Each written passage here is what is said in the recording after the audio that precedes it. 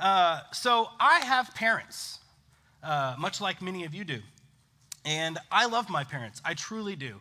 But I do feel like maybe right now, before I talk about honoring them, this might be a point where I could bring up how a little bit crazy they are. I love my parents, but they can definitely be very interesting people. You know, we grew up in the Assemblies of God church. That was where we grew up. It was a branch of the Pentecostal church, which means there was a lot of interesting things that happened each Sunday morning. And if you don't know what that is, just Google it. But you'll find some interesting stuff. So my parents grew up in Florida. They both had parents who were also in the AG church, so that was really kind of nailed into us real early, real fast. And then, especially in those days, and I haven't been back in a long time, but I know in those days when I grew up and when they grew up, it was a very legalistic type of denomination where a lot of the teaching was don't do this, don't do this, don't do this. And so that kind of came home a little bit too, which to their credit was actually rather helpful. It really helped establish a sense of right and wrong in me from an early age. But there was a little bit of legalism in that denomination. And so when we came home, there was a very strong sense of discipline. There were a lot of rules, and they all kind of related back to these 10 commandments in some way. And another one my parents loved to use, which I admit I have also used a lot, was the old-fashioned golden rule. Do you guys know what the golden rule is? Do unto others as you would have them do unto you. Now, when I was a kid, there's actually a home video of me where I'm saying what I thought the golden rule was, which was do unto others as they do unto you. So, I thought it was my biblical obligation for when my sister stole something from me, for me to then steal from her. That was just the rule that I understood, and I followed it very, very well. You know, my mom, she's a wonderful, lovely woman. She is the kind of mom, growing up. This is the image I sort of see her in. Let's say that me and my family were sitting at the base of Mount Sinai when Moses comes down and starts reading these commandments, love the Lord your God with all your heart and soul, all the things. But really I feel like when Moses got to this one, honor your father and mother, my mom most likely is the kind of mom that she would have raised her hand and said, oh, Mr. Moses, please, Mr. Moses. She'd push people out of the way, get me and my kids up to the front. There's 3 of us, but somehow I think in this moment she would have spontaneously burst a third arm from her side so she could grab each of us by that spot in the back of your arm that parents just know where it is, and grabbed all 3 of us, pulled us up there and said, Mr. Moses, please, can you just say that one more time? Just say it so that everyone's listening, and one more time. So he would read it again. And then my mom has a look. I don't know if your parents or you have the look. I know that I have one that I've adopted for myself. But my mom had that look that says, pay attention to this or something's going to happen. And I can't really do it, but essentially it would have been something like giving us that look, making soul-piercing eye contact that makes it very clear that this is something I should probably pay attention to. That's my mom, and I love her so much. Another great thing about my mom, I mentioned the arm grabbing, but moms have that special pinch power. They know that exact spot, and it's very similar to where they grab you, but it's right here. I can't find it. I don't know where it is, but it's this special little quick pinch that just brings shivers all up and down your body so that you know that whatever you're doing is wrong. My mom was so gifted at this. I don't know how she did it. We could be in the back of the car, and somehow she would be able to reach back and find it. And that is an immediate shut up point. I don't know how it happened, but she just knew that quick pink, and you would be quiet. Powerful. My mom has powers. And she's going to hear this, and it's possible that next time I see her, she will remind me about that pinch spot. My dad wasn't so much the pinching type. My dad had a very organized way of doling out discipline in the house. Now, I don't want to offend anybody, but we were a spanking family, all right? It was just how they did it. I don't believe they were abusive, but it did hurt. And so I'm not going to sugarcoat it. He didn't take it easy on me, but it hurt. So he had a system, right? And it was organized. I knew what the system was. Eventually, I figured it out pretty quick. If I lied, he'd be like, you lied, and this is what he called it. he called, like, the amount of spanks that we got, he called them licks. Like, if you lie, you get 2 licks. And licks meant, I don't know why he said that. It's the weirdest word for this, really. He had this, I don't know if you've ever seen like one of those little thin paint stirrers. On it, he had written, I feel like it's important to note this was the 80s, all right? So there's weird words being used here. On it, he had written, Nick's Heine Warmer.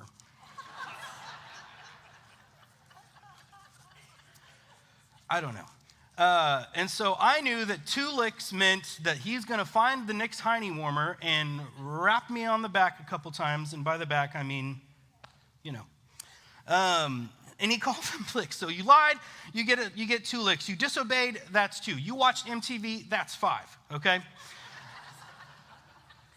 And of course, sometimes, because I was a very creative child, I stepped out of the licks system and did something that maybe Dad hadn't really anticipated. Like maybe I'm 6 or 7 years old, and I wake up at 6 in the morning and grab the phone that still had the and call everyone on my soccer team and invite them over to the house at 6 in the morning on a Saturday. They had not anticipated this. There was no licks system for that one. Not an anticipated mistake there. Or maybe I'm a little older. I'm the age of 12, and I get caught smoking old cigarette butts behind the church with the pastor's kid. He didn't have that in his system. It wasn't an anticipated thing for me. And I reached out to my parents and said, what is the most ridiculous thing that you remember me doing? And I will tell you, it's not a very salacious story. It's just a stupid story, all right?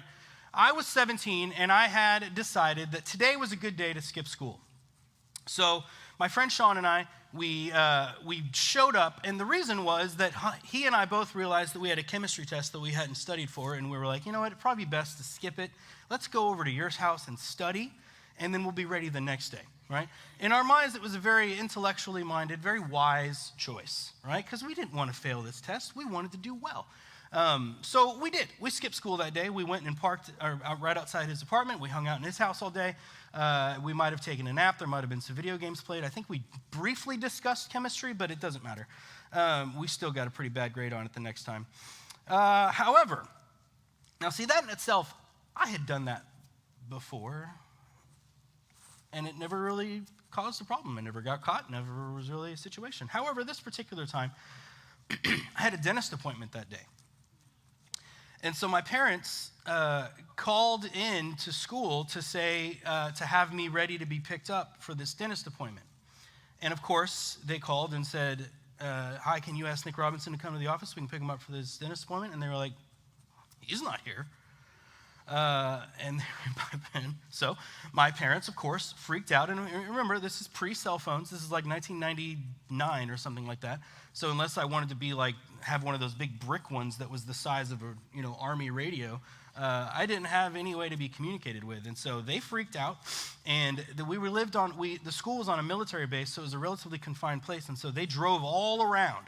And they saw my car parked outside of my friend's apartment. They didn't know which one he lived in, but apparently they went and knocked on all the doors, and this must have been the point that we were taking a nap and didn't notice, but they were very upset.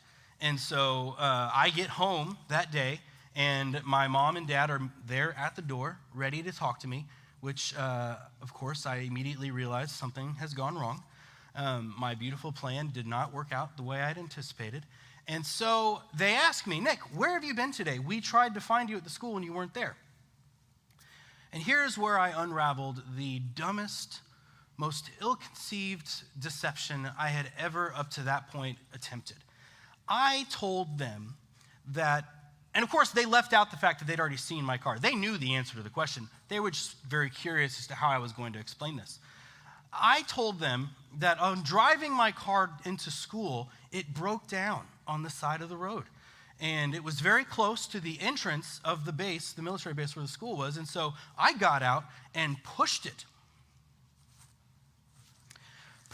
my broken down car all the way in to the school, and it took me so long that by the time I got there, school was over, and then somehow my car started and I drove it home. My dad said, "Really? You know that father or parent moment where you realize that you've got them? You've caught them deep into something stupid?" This was his moment.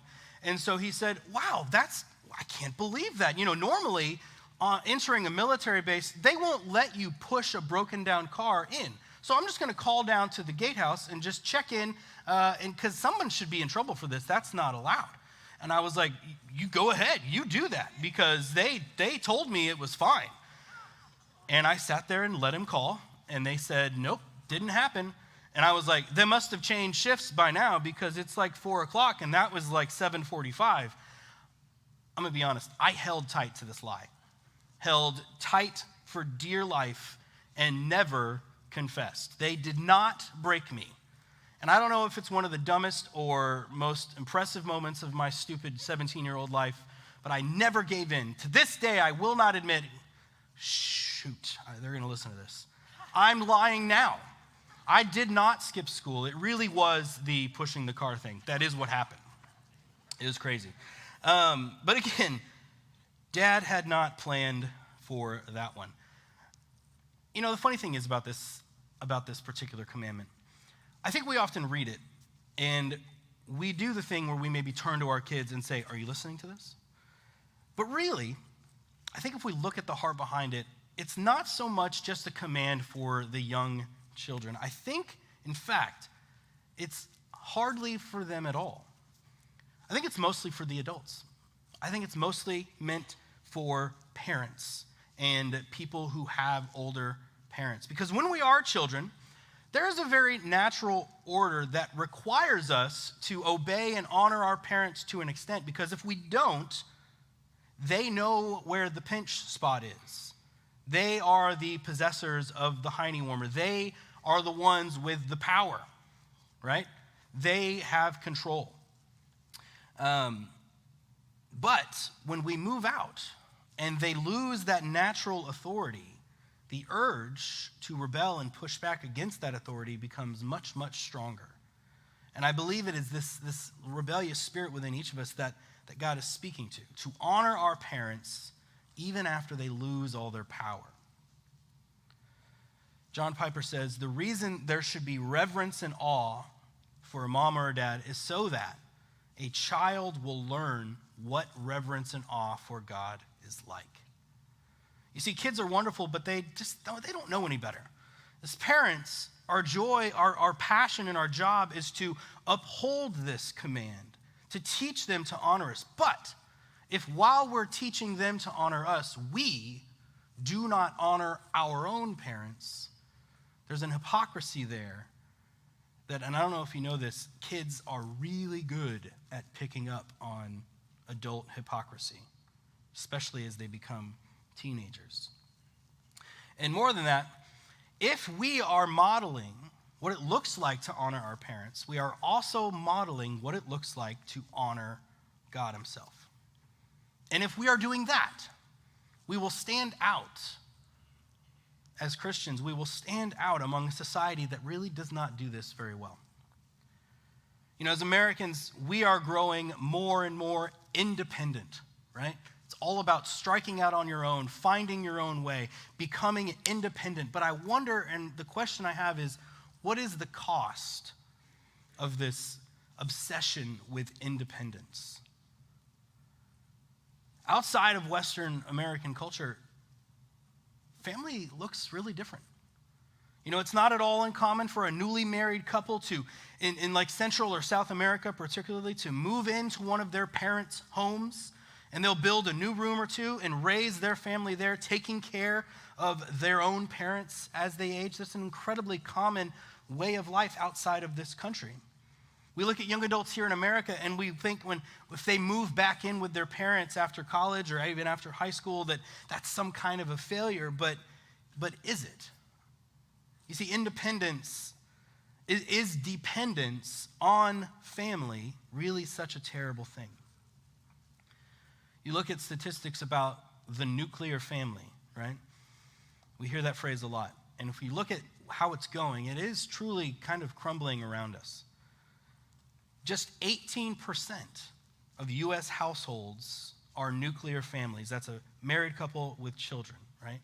That's down from 40% since the 70s, and it is currently the lowest it has ever been in recorded history. That's not great. And also we have people's life expectancy is rising. People are living longer, but the care that we provide for them is falling. You look at a list of the wealthiest nations in the world, and our country, the United States, ranks in the bottom when it comes to caring for the elderly. And in a society that seems to be pushing us away from the nuclear family, I believe that particularly through this one commandment, that God is showing us a better way. See, commandments 1 through 4 deal with our relationship with God.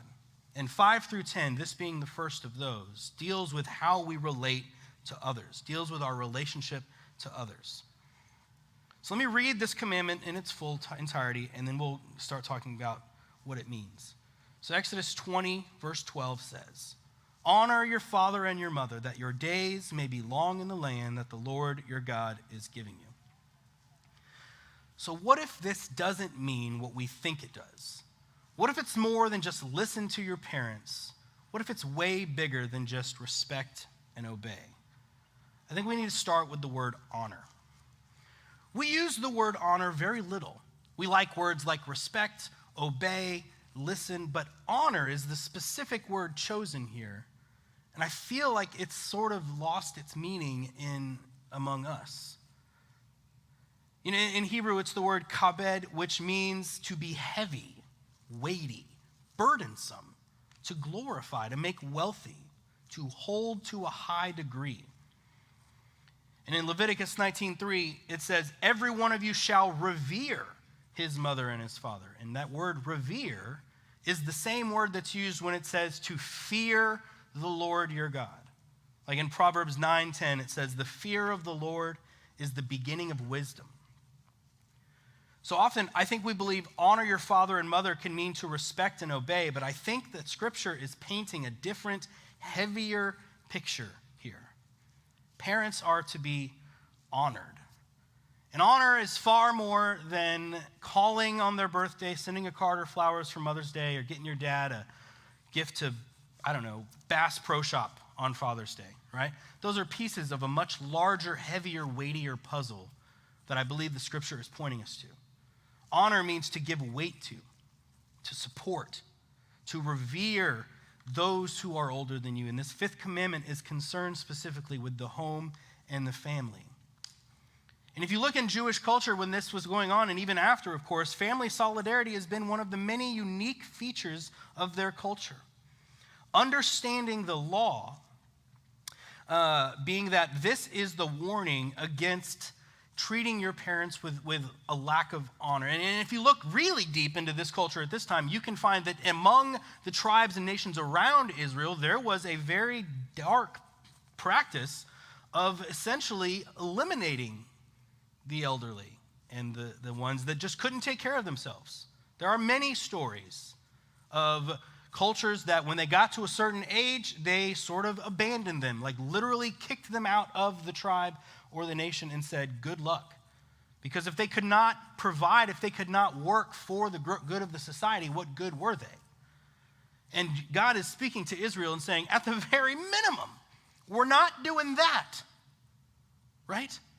Thankfully, I don't know that that's much of a problem here. I don't think so, at least. I hope not. Please come talk to me after if it is. But through this, he is saying that we are going to be different. In fact, in all of these commandments that he's giving them, and in all of the law that he gives, his ultimate sort of purpose in this, one of them was to say, we are going to be different. We will not do as others have done. Parents are to be honored, protected, revered, and the reward is plain. And we'll get to that in a minute. We'll talk about what he says after, if you do this, this is what will happen. When we as a society, and I think we do this in a different way, but when we as a society don't see you contributing, there's a tendency for us to think that we don't have time for you. And when we model a lack of honor for those that are older than us, how can we expect our children to honor us? When we honor our parents, we model honor to our children. And when we model honor to our children, we are teaching them not only how we desire to be treated, but how we should honor God and revere him ourselves.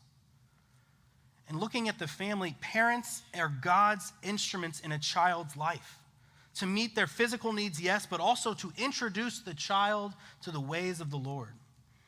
The spiritual priority of parents is seen in the scriptures very clearly, and you can even see it in the fact that many of Israel's religious ceremonies, like the Passover meal, were conducted within the family. It was the responsibility of the family to bring these traditions and this understanding of who God was into the home. You look in Deuteronomy 6, 4 through 9, it's something called the Shema, a prayer that Jewish families would pray together in the morning and in the evening. Hear, O Israel, the Lord our God, the Lord is one.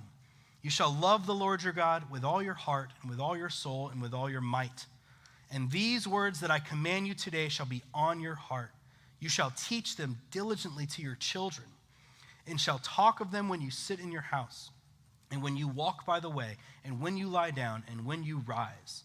You shall bind them as a sign on your hand, and they shall be as frontlets between your eyes. You shall write them on the doorposts of your house and on your gates. This prayer has been one of the most influential traditions in the Jewish history, and the Shema has functioned as both their pledge of allegiance and hymn of praise. And right in there, over and over again, it says, bring this into the home. Bring it into the home when you're together, when you're walking, when you're eating. Make it so that it is impossible for your children to leave your home without knowing who God is. Honor your father and mother is not just a call to care for your parents, but it is a giant arrow pointing to the sustaining power of a loving, God-fearing family. The family unit is where this all begins. It's where we nail down all these commandments and build new believers who honor God and their elders. Proverbs 22:6 says, train up a child in the way he should go. Even when he is old, he will not depart from it. Discipleship has to begin in the family. Parents, our most important work of discipleship happens in the home with our children. Now, my parents did a wonderful job of this. I knew who my parents revered most of all, and it was God the Father. And as a child, I knew that honor and respect for my parents was a requirement. When I stepped out of line on this, I was corrected. It was no little thing to show lack of honor for my parents. And if my father felt that I wasn't showing him, or particularly my mother, the honor they deserved, his organizational punishments sort of faded away, and swift retribution often took over. I'll tell you this story, and I think the statute of limitations has run out on it, so he's safe. Once when I was 19, I said something absolutely terrible and completely over the line to my mother in front of my dad. Now, Mom and I got into a lot of arguments, and often he just sat back and observed.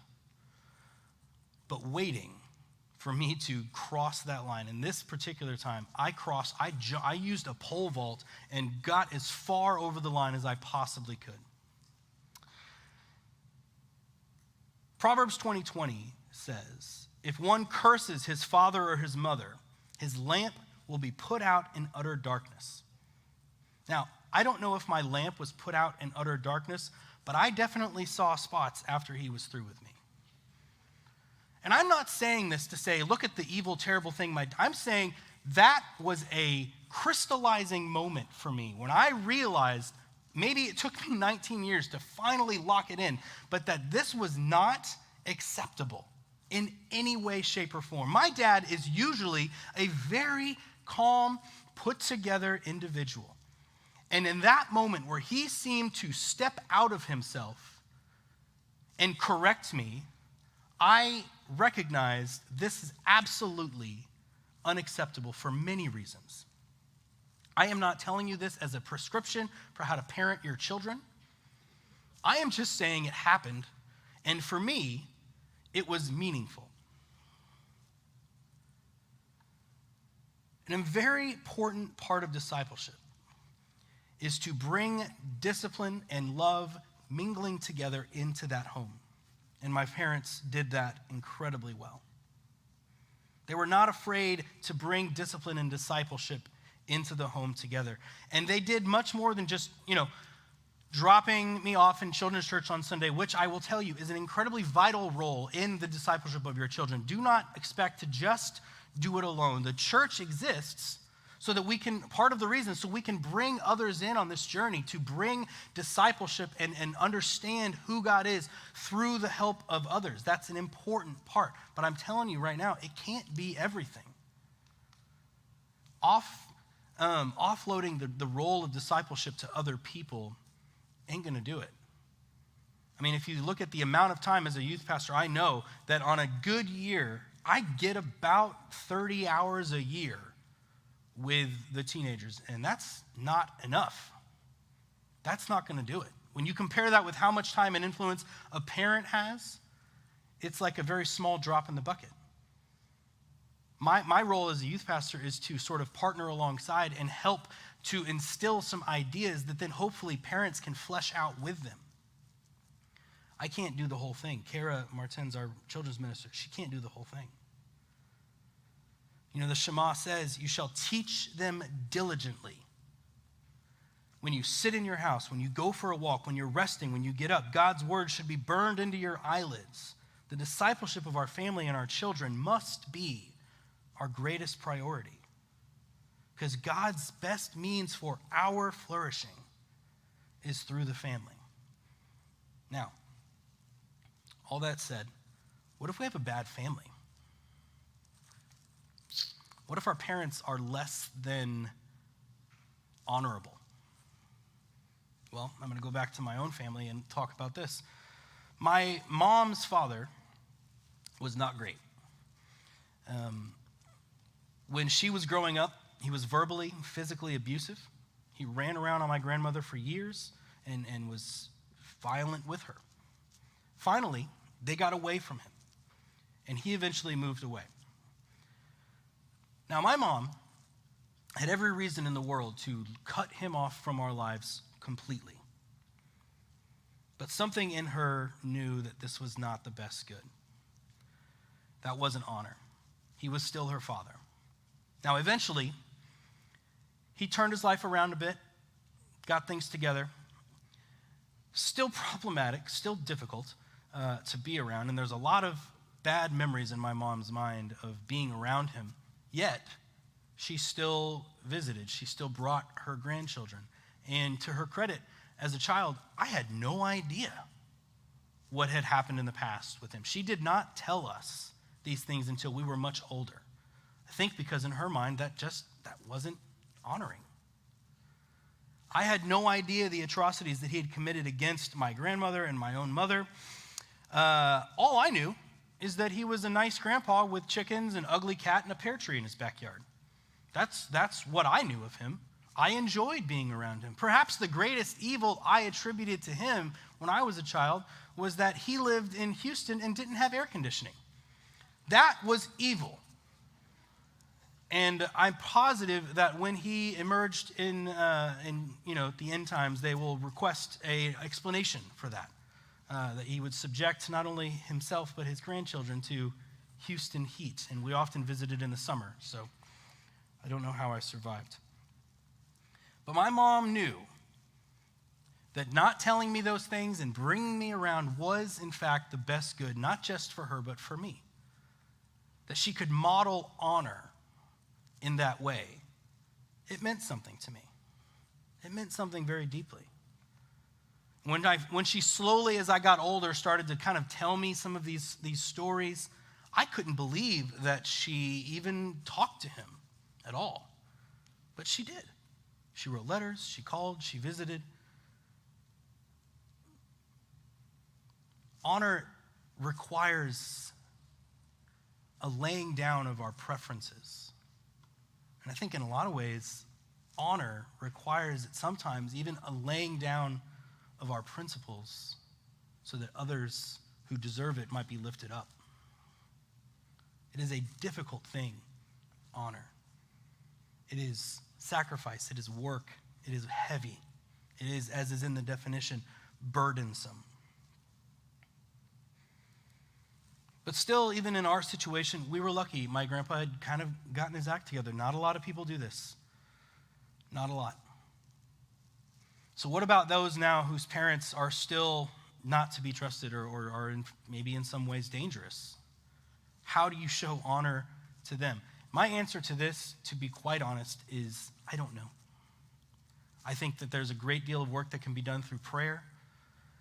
But there are certain people in our lives that it is just not wise to give our time to bring our children around. And I understand that. And I don't think that keeping people from dangerous family members is breaking this covenant at all. I think that's part of our own discipleship of our children. I do think that this is part of the reason why we have the church. We can look to others, good, loving men and women in this room here who can be positive influences in ours and in the lives of our children, and that we can show honor to, in order that we might model well for our children what it means to honor their elders and therefore honor God. I think there are ways that we can still accomplish this, even when our own parents are problematic and not safe. So why at all should we actually do this? Yes, it helps us learn these things. It models what we need to be doing, but why are we doing this? I think when we look at the opposite side of it, why shouldn't we? Because a lack of honor leads to a lack of honor for everything. When we model a lack of honor to our children, they won't learn what that is. Because outside of the family relationship, I don't know where they're going to see this. They're not going to see it in schools. They're not going to see it on their sports teams. They're not going to see it anywhere. It is within the family, and as far as I can tell, in the family alone, that they have the opportunity to see this. We are the one beacon of light for our children to see what honor is. It is imperative that we take this commandment seriously and recognize that honor is a good and valuable thing that we need to be modeling for our children so that we will be honored and that they will learn that God himself should be honored. Because a God that is not honored is a God that I can pretty much make up for my own. A God that is honored is one who I can look at his words and say, that's not that important, that's not that important, I like this one, I don't want to do this one. It leads to an opportunity for us to pick and choose the role, the laws and love that God shows us and say, this one's good, this one's not so good. When you don't honor something, why would I listen to it? Its words are not that valuable to me. But when there is honor, we understand the weightiness to what God is saying to us. And we allow those things to change us. Honoring our father and mother is an important part of just family life, but it is also an incredibly important concept to understand so that we might have the right kind of relationship with God the Father. Another answer to this question as to why we should do it, because there's a promise attached to it.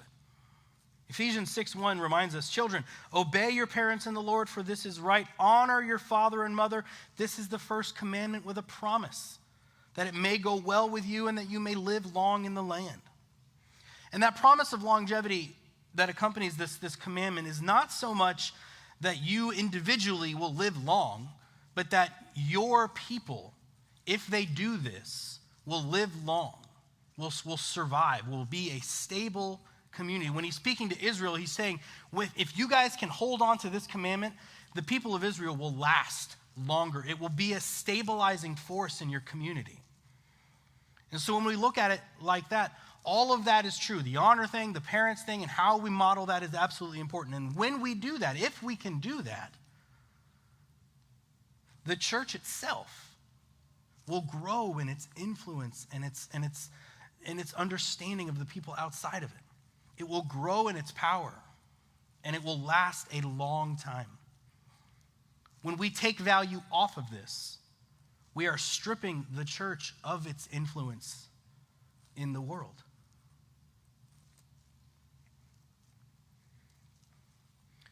If we can be set apart from the world by showing honor to our families no matter what, we can correct many of the errors that the church has brought upon ourselves over the years. We can readjust and correct our destination. Like many of the commandments of the law, these were meant to make Israel stand out from the nations around them. How much more true is that for us now? Because it is, and this is a simple thing, but it is so easy to not be present with our families right now. There are so many reasons that we can find to not show honor, to not be present. We have more opportunity than ever to not be what we should be for our families. But what if we as a church and a congregation and as the capital C church, I just imagine with me, what if we made a commitment to be these kind of children and these kind of parents? Ones that held honor high. That we brought discipleship into our family even when it's awkward. And we remembered that we are the primary source of discipleship for our children. That we are their primary models for what it looks like to be in relationship with God. And my last point I want to make. You know, it's easy to expect honor because we are due that honor as parents, but what if we went above and beyond that and committed to live in such a way that deserved honor? My parents expected honor and respect from me because they deserved it, simply by being my parents, and they weren't perfect, but they also made a concerted effort to earn that honor from me as well. And you know, as a child, I might not have understood that, but it is now, looking back, that I can see the very many ways that they showed honor to me, they showed honor to their parents, and they showed honor to God. It's like Solomon said in Proverbs, teach a child in the way he should go, and even when they're older, they will remember it.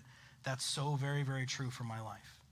And when you're in the thick of it, like right now, I have a 12-year-old, a 10-year-old, and an 8-year-old. It's hard to tell if they actually understand what this is.